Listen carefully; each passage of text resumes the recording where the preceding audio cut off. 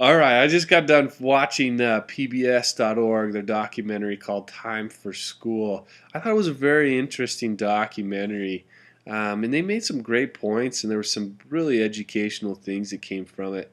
Um, for instance, I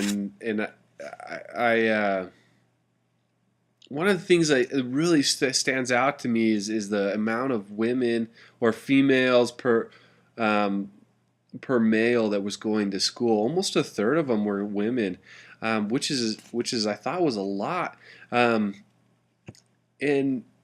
which is interesting as well because I mean they had so much desire and drive to do it. And most cultures that they talked about, well, Afghanistan and the Indian section in India, um, those specifically were the culture was that the women don't do it because of the demand on them.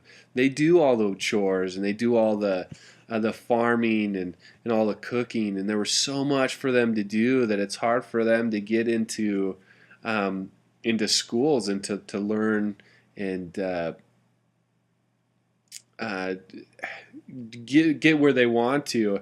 Now, I what I thought was most interesting about it is the men were, at least in India, they showed shots of the men and talked about how boys were just there was not a lot of requirements of chores. They weren't expected to do any of that kind of things, and it was culturally, at least in that part of India, it was culturally unacceptable for they'd be almost mocked and laughed at if they even tried to participate in chores or doing things like that.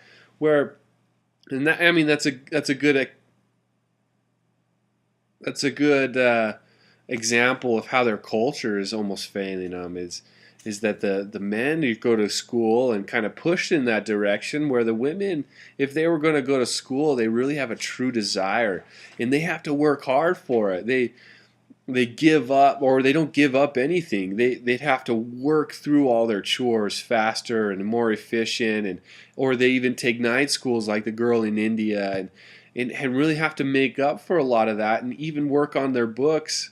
And it's very hard for them, very demanding for them to be able to get educated. And it doesn't pay them off. The men didn't do, they got educated but just sat around and did nothing with it, and how that that's failing them and not benefiting at all that money and all that effort going into education, but nothing is, they're not benefiting from it, which was I thought was the most interesting thing. I mean, I mean the education there, then it doesn't seem to work very well. Like they're not making steps to get out of, or to progress their society or their culture, and how their culture I mean inhibited them from making progression, um, which is very interesting, I thought. And how and I'm curious, like Hans Rosling, or like and the systems theories, how we talked about how technology affects those kind of things, and how technology, even in the Guns, Germs, and Stills, how technology and domesticated animals and things like that, how they're able to mass produce, or to be able to bring, or to produce, or to find a way to make it more efficient to provide for their large families, and for a large population. Um, and how technology would make a makes a huge difference in providing a better way for people to get to get educated, where they don't have to spend so much time preparing their food and herding, and how they're more efficient and effective with the technology, that it'd give them more time to be educated, and how fast or exponentially they would grow in knowledge and wisdom, and how fast their culture and society would build. I think it would be very interesting. And the world systems theory is the whole. If we give them the, I mean, if we just keep giving them, it makes them lazy, and it doesn't make them so they they don't work hard for it, they haven't earned it, and they're not progressing. We're just kind of feeding into that. But how if we enter technology, how that might be the key to really helping countries develop faster and to be able to reach a standard of living that they would want. Other ideas that I had and thoughts that it really came across I thought it was such a good documentary. And excited to watch the second part.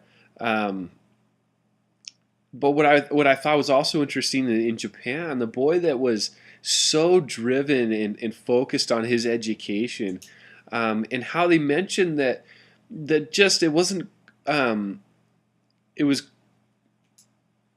how do you say it? It wasn't acceptable for countries to or for that country to push their kids so hard where they were criticized for how hard they pushed them and going to school on Saturdays and things like that, and the amount of homework, but how that have had such a large effect on how driven they were, and how well educated those people were and how well they did on those tests, those worldwide tests.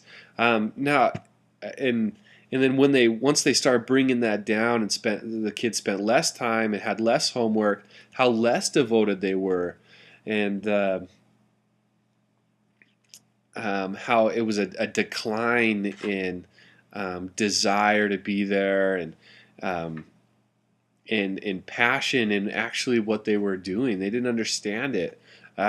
And it wasn't a big deal for them because they could wing through the whole thing. They didn't have to apply effort and really care about it to get through it. And how that it was very interesting, and I'd love to find out why they switched it that way and why they were scaling back their efforts in education. One last thing that I thought was is what are they doing? What are these kids in the developing countries are doing to with their education? Most of them said, "I want to be." They're like the kid in Brazil wanted to be a professional soccer. The kid in Japan wanted to be a professional baseball player. And if they fall back on that, they wanted to be teachers. All of them wanted to be teachers. And that's great. I mean, to benefit other, to grow, and the more teachers you have, the more kids you can educate, and how that really pays off great for them. But what are the other kids doing? What are they going and using their education for? Are they helping their society grow? And how are they advancing technology? Are they and how is that benefiting directly their society and culture? It'd be interesting to look into. Anyway, those are some of my thoughts, and looking forward to watching the second part of the documentary.